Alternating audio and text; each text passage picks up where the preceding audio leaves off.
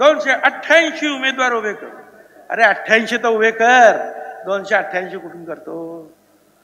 आणि 288 मध्ये 8 तर निवडून ये ना,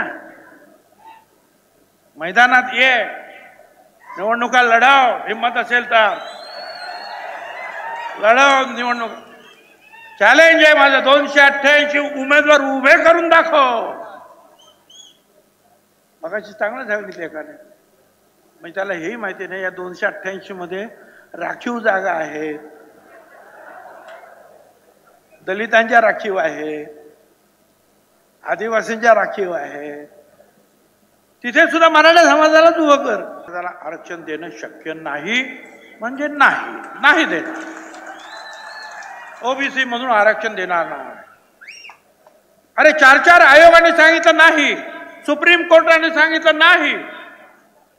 बरं आम्ही 54%, बिहारमध्ये मोजले तर 63% निघाले आणि 54%ला 27% आरक्षण दिलं आणि आरक्षण भरलं किती?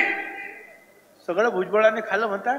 अरे 27% आरक्षणासमोर सरकार म्हणतं फक्त 9.5% आरक्षण आमचं भरलंय.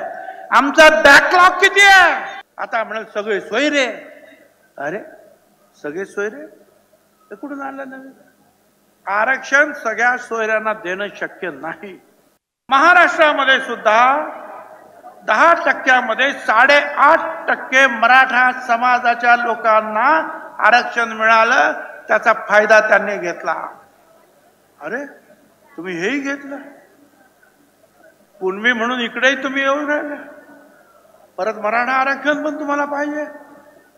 अगोदर म्हणाले नोंदी आहेत तिकडे तेलंगणामध्ये. आम्ही म्हटलं बा ठीक आहे, खरं असेल तर घ्या कुणबी.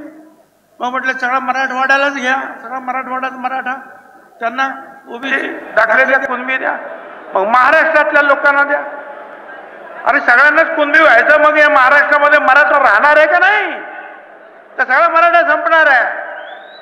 काय विचार आहे? Bureau report HN network.